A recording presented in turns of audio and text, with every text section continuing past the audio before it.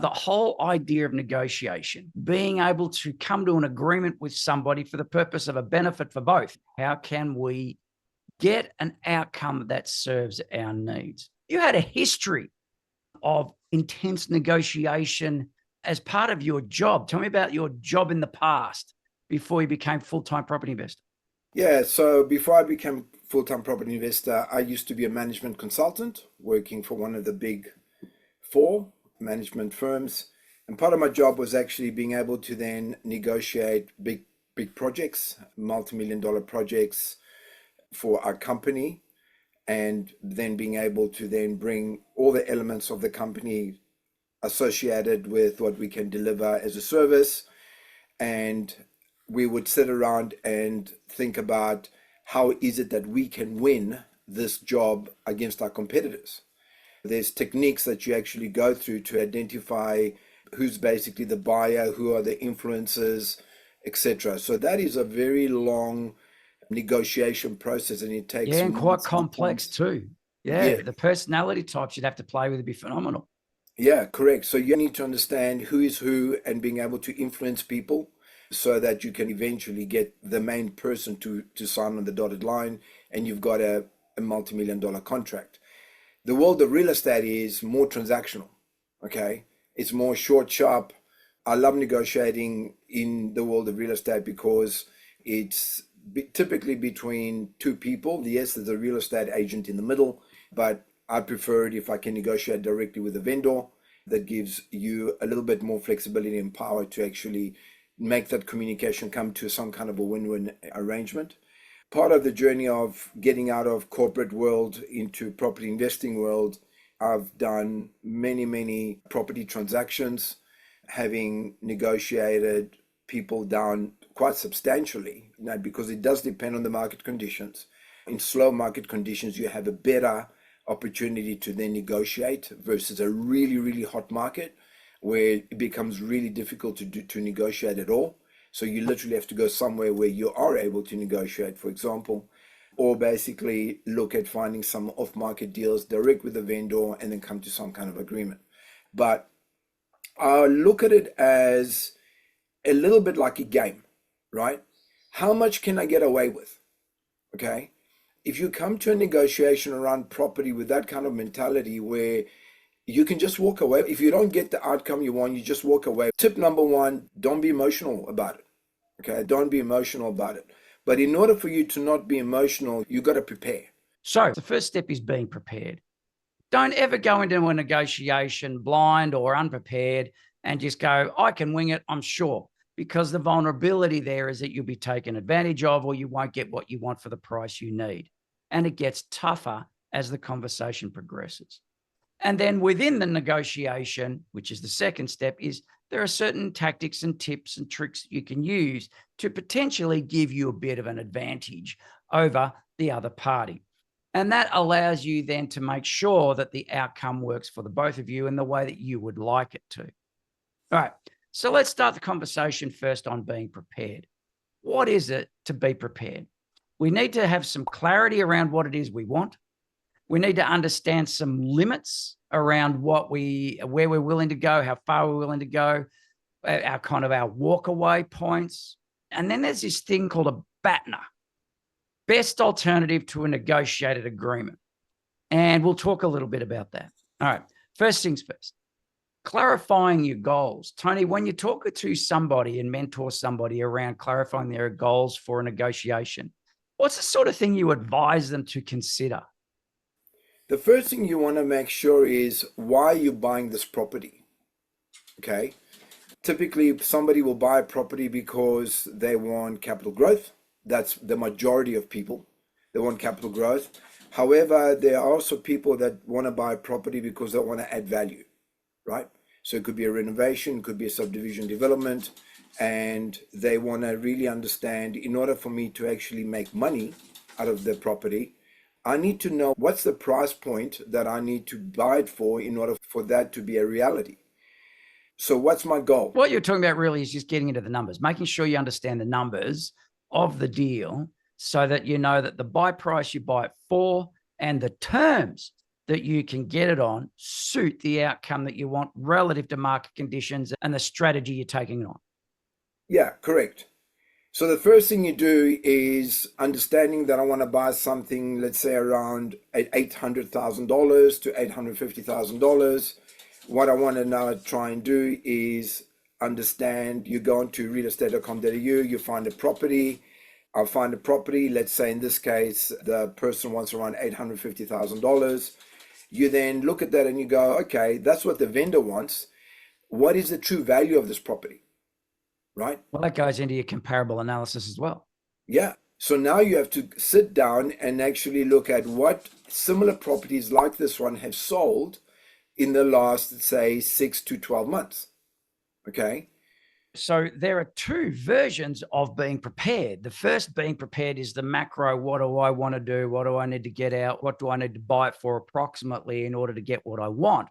The next level of being prepared is the particular house that you're talking about, particular property that you're after, and matching, once you've identified that the numbers are broadly right, matching the values of that house and the values that you want to pay that's going to allow you to get the outcome that you want from that specific event. So macro, what are my goals? What am I up for? And then the micro, walking into a project, what is it that's going to work for me best? So if you start with those two perspectives of being prepared in mind, you're already in a fairly strong position. We talked about the idea of limits. Now, Tony, knowing your limits. So let's take this example that you brought up, the idea of, if I buy something around 800, it's about what my borrowing capacity, my cash, my profit objectives are going to satisfy. So I'm targeting that. Yeah. And I go into realestate.com.au and I find deals and I find properties, and there's happened to be one, let's say it was listed and the real estate agent told me about it. Let's say it's listed and you know that the vendor is after 850. When we're talking about limits, what sort of limits might you want to put in that scenario? Your limits are your affordability limits. Okay. It is, I can afford up something up to 850, but do I really want to spend that much if I can negotiate something less? Okay. Now, you were saying it's relative to do with value as well. I mean, if the value is 830, do I want to be paying 850? So there's as a limit. So you've got to have a limit in your own mind about your walk away. If it goes above that, it's not a good deal.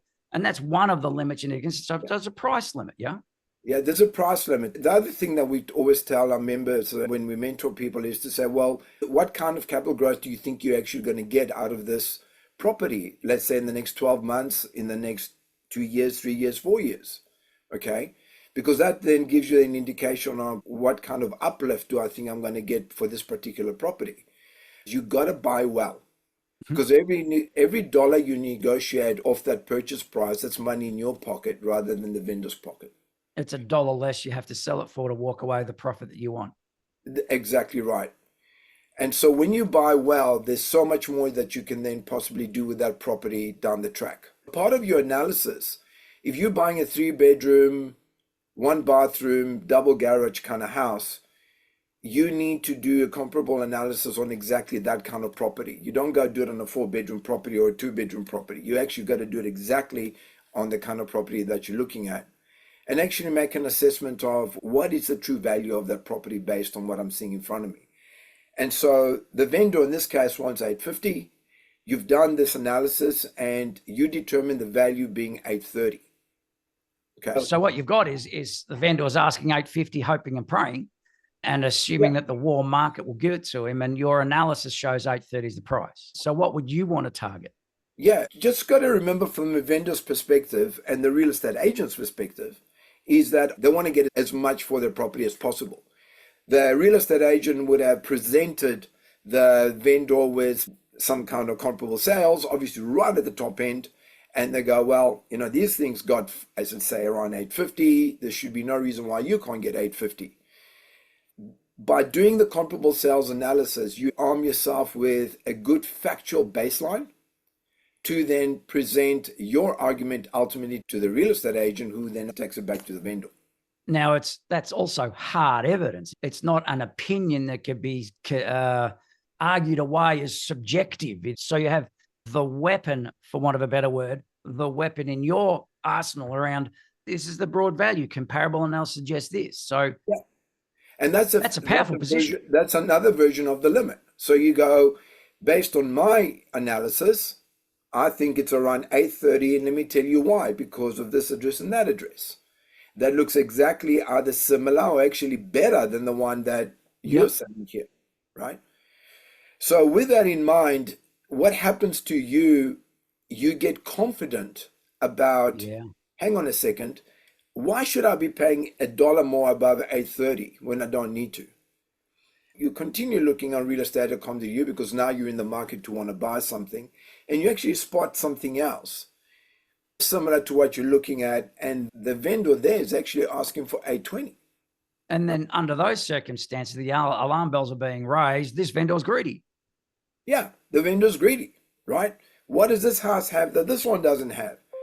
The good news for you is you say, well, if that doesn't work out, the 851, or I can't negotiate that person down, I can just go and try and negotiate on the other one that's around 820, which is a great position. I want to talk about other forms of limits. While you and I've spent a bit of time talking about price and price limits and understanding value and what you're willing to buy for on the upside, the question becomes, well, can you use terms to give yourself a more financially favorable outcome? Typically, it's price versus terms. So I will give you a low price with a very rapid sale. In other words, I will give you. So if you want your money and you want it fast, then there's a price to pay for that. I will give you money. We'll settle quickly, 30 days, and you can walk away. If you're in a position to produce a cash offer, even better, right? Because that says there's nothing going to stop me from a finance perspective proceeding with the sale. Unconditional. I'm going to actually transact right now, right? Yep. That's the one goalpost. The second goalpost now says, how about I give you a little bit more, but we can settle, say, 90 days. It could be 120 days. It could be a year from now, right? Depending on what you're trying to do with the property. So there I'm giving you a little bit more, and here's my other goalpost. So these are the two limits. And once you present it, you then say, okay, come back and tell me what is it that you want. Basically, you are enticing them to come back and give you a counter offer. Okay. So typically what happens, being humans and the way we think, because remember, the vendor still is greedy. He wants as much money. Yeah, the most amount of money in the shortest amount of time. Yeah. He's gonna go, I want the big money from the second offer and the short term of the first. In the short term, right? Can I have that, please? In fact, sometimes, because now your offers are probably lower than what he really wants, he might still come down maybe $5,000 off his 850 in this case and say, well, you know, I'll take 845, but in 30 days, please, right? When that happens, I get very, very happy. I get excited because that's the first step to a negotiation. Because now they're in the conversation, and they're in the conversation with you. Yep. Brilliant. Brilliant. You've enticed them in. Yeah. All right. So other concepts around limits. With respect to the terms limits, there are a couple of terms limits you can play with. One being the period of time that settlement might be, and the other being the amount of deposit that could get paid in advance. The first thing you need to do is figure out what your limits are. Well, how much can you give as a deposit? You might want to give 30%. If you've got the cash available, you can release a deposit and offer 30% if that need exists, let's say, because that might be enough. And that's what you cash. You can't go to 50 because you don't have the money. So your limit becomes 30. Or you might turn around and go, well, I don't have much. At least I've got 10%. You can do a deposit release at 10%, let's say. But that's one of the limits you consider. The other limit you consider is, well, how long does the settlement need to be? You know, I could tolerate 6 months. If I had a 6-month settlement period, I get so much work done in preparation for this. Or if I get a 6-month settlement period, I'm okay with that because I'm not borrowing money. I'm not servicing debt. It's not being tenanted, but the value is going up because the market is climbing. So I'm getting a benefit from this delayed time. 6 months is okay for me, but then I'm willing to go 30 if it gets me the right price. So we've now got 3 limits, one being price, another being the deposit size, and the third being the period of time that it takes before settlement. And there's a bit of play that you can play in this to put things favorable to you, which also might work with the vendor and come up with a win-win. Yeah. There's potentially a fourth one, subject to conditions. Subject to building and pest inspection, subject to a report for subdivision potential, or subject to a development application approval, which could take 6 months, subject to any number of things. So your clauses that you put in, you're dead right, have the capacity to provide a negotiation piece. The more clauses you use, though, the more nervous the vendor is and the less inspired they are. A typical subject to condition that a lot of people would love to have, but sometimes it's very difficult, is where you say, I would like 3 weeks of due diligence, just an open due diligence. Due diligence periods, yes. Yeah, for whatever reason, if I don't like it during those 3 weeks, I'm just going to walk away. I get out of jail card. Correct. So in a much hotter market, the less roadblocks you present to the vendor, the better chance you have to beat a lot of other people that are really interested in this property. And so coming back to the most common thing, it was like subject to building pest inspection. So you go, well, you're looking at the vendor, you're going to the opens, there's like a lot of people there, it's not really going to auction. So you have to put in your best offer potentially. Can I put in an offer without subject to finance? Can I put in an offer without subject to building pest inspection? However, that could be risky. How do I mitigate that risk? I could get a building inspector through there right now and pay for it. Okay? Cost of doing business. If that building inspection comes back and there's issues within it, I could use that to my advantage, or I might say, you know what? They're not big things. I can fix them. And your offer is still here, unconditional. Here's my offer. Either that, or you drop $5,000 or $10,000 off the price of your offer to compensate for the fact that you haven't got one and you're not going to get one, and see if they like that. Because again, it depends on what the needs of the vendor are. The vendor is desperate for money, wants a fast settlement, and wants security that the sale will go through. Yeah. Unconditional lower price is likely to be palatable because it satisfies the need for timing. Yeah. So back to what you said earlier on about deposit. So you put in your offer with a 10% deposit. The vendor or the real estate agent goes, the vendor's looking at it. I haven't got him over the line yet. The next thing you can do is say, how about I offer you a larger deposit and release it? I'll release it for you. What would be that number that would actually help your vendor? Yeah. What does a vendor need? If they need money fast, if they need to get themselves out of a problem, what is the amount of money that they need? Because if I provide that, I can have the time I need on the settlement period. I can get the price I need, but they get the money they need to do what they need to do. And you're creating a win-win from different priorities.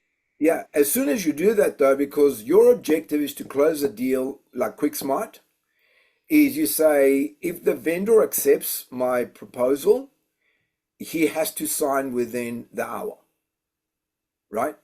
Because I've got another one right down the road here, and I can actually go buy that one. So let's not beat around the bush. You want to make a commission. I want to get a sale. He wants to get money. Let's just wrap the whole thing up. Now, I'm just going to highlight a point that you've just said, which I think is incredibly important. You've just mentioned the win, win, and win available out of the transaction being done quickly. And you've spoken to the real estate agent, said you get your commission. I mean, that's what it's all about for the real estate agent. I want my commission. I'm doing all this not because I have a love and passion for people necessarily, and not because I have a love and passion for houses. I have a love and passion for the money that the commission can provide for me and the lifestyle and my family roof over head, food on table. I want the commission. And if you say, you do this and you can have the commission immediately, then there is a real win for the real estate agent. And that has the capacity in certain circumstances to flip the loyalty of the real estate agent from one of serving the vendor against the buyer to one of serving the buyer against the vendor. So those sorts of nuances might need to be considered too. All right. I now want to go into BATNA. What is BATNA? Yeah, it's an interesting little phrase. BATNA stands for Best Alternative to a Negotiated Agreement. Okay? Which means what? It means ultimately, what's your fallback if this particular deal doesn't go ahead? Right. Okay. Basically, Okay. what's my So you don't want to contingency? be breaking down in tears and just absolutely going into a Throw depression your for a few arms up in days. the air, It's curl into like, a fetal oh, position, suck your this, thumb. and basically it stops you from walking into a situation where you're gripped by FOMO, that fear of missing out. If I don't Right. get this property, I don't know if there's going to be another one around. Okay. And that happens Brilliant. to people, right? So you're saying if you've got the contingency sorted, and this is part of the planning, the preparations, if you've got a contingency sorted out already, if you've got an alternative and an acceptance of that alternative before going into the negotiation, then the emotional position backwards and forwards doesn't carry the same weight. It doesn't have to dominate your decision or persuade your logical decision-making capacity. Yeah. So having the contingency, having the BATNA, having the alternative in place, brilliant. Let's start to now delve into tips and techniques live in a negotiation. Yeah. You've got property that you found on realestate.com.au and you're talking to a real estate agent. You've done the research and you know the property's around about 830 in true value, but you've also got a property that is not far from where you're at, around about 820-ish as a form of comparison. Techniques we'll be talking about today. 1, controlling that first number. 2, the silence. 3, multi-offer. 4, the flinch. 5, fair middle ground.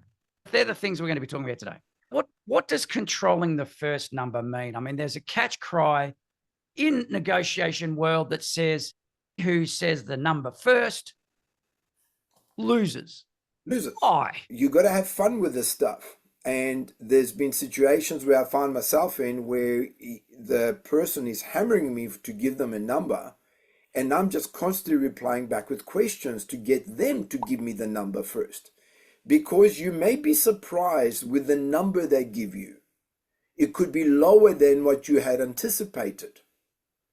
Because you need to understand what that starting position is from a number point of view.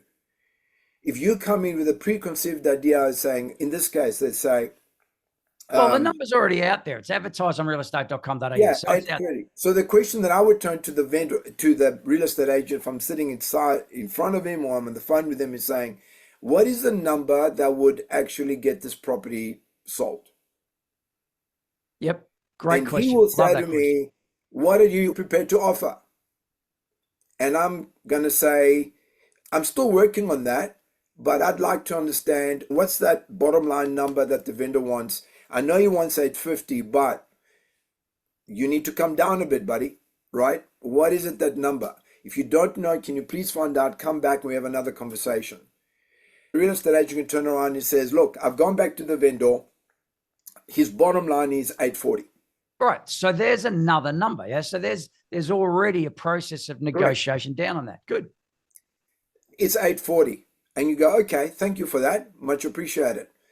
Then you come to present to the real estate agent the data that you collected to demonstrate that if you look holistically all around, the value for this potential property is around 830.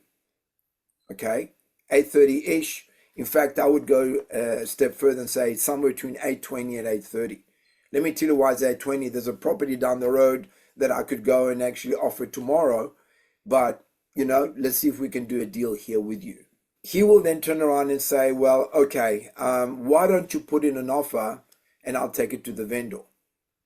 So now you've got the ability to actually put in a single offer or a multi-offer. First up, the whole controlling the first number conversation. Recognize that real estate agents are equally skilled or often better skilled than most people in negotiation. Yep. And they do understand the idea of controlling the first number. More seasoned real estate agents who are clear on the process of negotiation, if you were to ask them, yeah, I see the advertised price 850. What is it that's going to get this property off the market? Now, those who have a recognition of flexibility and want the negotiations to happen fairly quickly will give you a number. Those who are seasoned will turn around and say, the advertised price is 850. I say, I get it, the advertised price is 850, but what number is going to get this off the market? The advertised price is 850. Broken record is a great way of just sticking to your guns on things. Yeah. So 850. Under those circumstances, then you've got a choice. Do you play a similar game and then just beat heads against who says the number first or doesn't? Or do you progress the conversation? Some circumstances, I've in the past gone, well, we all know it's not 200, yeah? So I appreciate you got 850 as an asking price. I know 200 is not going to get it off the table. Would 400 get it off the table? No. Would 500 get it off the table? No. Well, then give me a number. Do you see what I'm saying? Because you throw out ridiculous, stupid things as a form of humor to diffuse the scenario. You are giving a number that nobody realizes is real, and you're feeding information in the communication for an alternative. Under those circumstances, if you're really getting roadblocked and the agent is really not giving you much to go with, that is where you use the multi-offer technique. Correct. In this case, I want to try and get it close to 820. I'm going to go and buy something else if this doesn't work out. If you had to go down the single offer part, I would say, I'll give you 815, let's say within 30 days. Okay? Or the multi-offer is, I will give you 815 for 30 days and 820 for 90 days. No, I want 820 for 30 days. Right? 820 for 30 days. You know what? But even if that's the case, that's a good outcome. That's a great outcome, right? Because most it's likely, 10 grand less than true value. Yeah. So most likely, if the real estate agent agrees with your information and your data that says, true value is 830, one of the reasons why you're presenting this information to the real estate agent is to actually help them educate the vendor. Look, the market out there, being you and maybe one or two other people looking at it, are not giving us 850. They're all coming in with a much lower number. That lower number is going to be somewhere between 820 and 830. From what I can see, right? I know this is not what you want to hear, but if we want to get this thing sold, would you consider an offer like this? And so if the vendor says, yes, bring me any offers that's on the table, you'll do your multi-offer, 815, 30 days, 820, 90 days, right? My guess what's going to come back is they'll say something like, I will give you 830 for 30 days. They'll come down. They come down, right? Now, remember, I want to get them to around 820. Okay?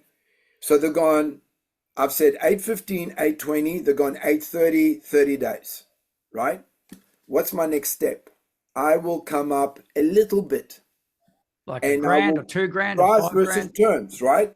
I will say, how about I'll give you 817, and instead of 30 days or 90 days, how about 60 days? So I'll bring that in a bit. We're still negotiating, right? So then what happens is if they can go from 830 maybe down to 825 potentially, right? You're sitting at around 817. And this is where, if you're looking where they are and where you are, what's that midpoint? We call that fair middle ground. Which is another negotiating tactic. Correct. Guys, you know where this is going. I know where this is going. Let's just call it fair middle ground. Yeah.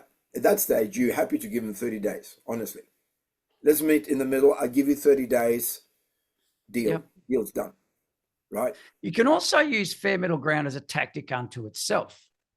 For example, if you know that 850 is the asking price and you know you want to buy this at 820, you could start the negotiations at 790, because halfway between 790 and 850 is going to be 820. And you could just do let's do fair middle ground. I mean, we both know you come down 5, I go up 5. You come down 10, I go up 10. Oh, where do you think this is going to end up? 820. And you can use numbers and manage the numbers to appropriate the fair middle ground outcome that you always wanted in the first place. So yes, you can play that game as well as fair middle ground as a tool. Tell me about the flinch. The flinch is an expression you will make facially or sometimes vocally based on a piece of information that the real estate gives you that you feel is way off the charts.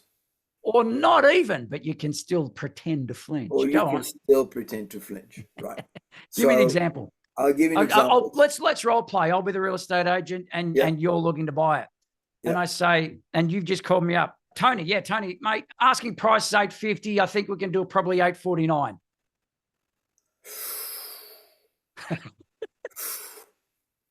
See, now that's the flinch. That's a flinch. It's like, oh, You don't have to say anything. painful, You just need to react. And I would say something like, on what basis are you coming up with that number? The vendor's needs, hot market, lowest prices nearby are around about 860. And there was a house down the street that sold the 950. I reckon 850 is cheap. And for you today, if you want to do it today, I could do 849. Brendan, I really don't know what you're smoking, because my analysis says against these addresses, it should actually be somewhere between 820 and 830. I don't know where you're coming from with that. You must be smoking. Yeah, that's right. So do you see the game that we're playing here? And you can, it is a game. And if you keep that in mind through the whole negotiation process, Right. you can be quite at peace, and you don't get the anxiety. You don't get the emotional charge. You don't get the fear of missing out. You see it for the game that it is. And because you already understand the contingency if you don't get it. I've seen an Italian do a flinch, Italian style. And he goes, come on, Brendan, you're killing me here. You're killing me here. How can you tell me that number? It makes me sad. Over the phone, the flinch is like, what? You're joking. Where'd you come up with that? And I've done that with real estate agents over the phone, and I've had real estate agents literally drop 20, 30 grand, sometimes more. Okay? Because they actually understand, especially when you hit them with facts, they go, I don't know where to go from here. Right? Yeah. So it's like, do I hold my ground, or do I give in a bit to someone that's actually got the knowledge and is negotiating from a position of knowledge? You got to give that attitude of, I've got nothing to lose here. We're having a conversation. We're negotiating. If it comes off, great. If not, look, I'm here. I got the money. I can buy it right now. This deal is yours to lose if you choose to do so. And that's brilliant, because that turns the tables on them for the responsibility of not having it work out, Yeah. which is an emotional, psychological battle as much as the process in negotiation. All right. So now I want to talk about the converse of the flinch. Silence. Where and how might you use silence, Tony? Our culture, our society is one where we don't really like silence. Okay. So when you give someone the silent treatment, I think something's wrong. they will try jump in and save you, or save the conversation, or steer the conversation somewhere, somehow, because it's awkward. Why the hell are you silent? Right? And you're not purposely doing this, because you actually want them to jump in and absolutely give you a little bit more than what they're prepared to give you, because they want you to keep on talking. And so you literally sit there and you look at the person. That's a silent treatment. Or if you're on the phone, you just keep quiet. Let's do it. So, Tony, I understand that you're looking to buy this place. Fantastic. $850 asking price, but if you can do it today, it's $849. So, Tony, sorry, it's $849. All right. Well, maybe I could drop it down a little bit further. I'll talk to the vendor. I think that's a good idea, Brendan. Talk to the vendor, and then why don't you call me in a couple of hours after you've spoken to him? Yeah. So it was a deathly silence on the phone is so uncomfortable that somebody's got to break the silence first, and your job is not to break it. You can't break it. It's a negotiation tactic. Yep. You just keep quiet. Brilliant. As a negotiator, you have to be in control of the whole dialogue all the time. There are situations that you said before. There are real estate agents that are pretty good, right? And they will try and control you. If you feel that you are losing control for whatever reason, or they've shot something factual that you haven't seen, don't feel ashamed to then say, you know what? Let me take that away. How about we resume our conversation tomorrow so that you can actually get back into control? The final point out of today's conversation really is just make sure that you know what your walk away position is. It comes back to being prepared. What is the maximum price you'll spend on it? What is the maximum terms that you'll be willing, or minimum terms you'll be willing to tolerate? And then always have your contingency, which is if it doesn't work out, what is the backup plan should this particular property not go your way for reasons beyond your control? Because you can't control everything. And sometimes walking away is the answer. So on the basis of that, the techniques that we spoke about, controlling the numbers, don't give away a position where you're committed to that outcome and you realize later that might have been a mistake. Consider price and terms as a negotiation tactic. Consider the multi-offer option. Remember to flinch as a reaction, or just remain silent and let the uncomfortable nature in a silent conversation drive a different solution or a path from the person you're negotiating with. And don't ever forget about fair middle ground as an option, because that's a fantastic management tool.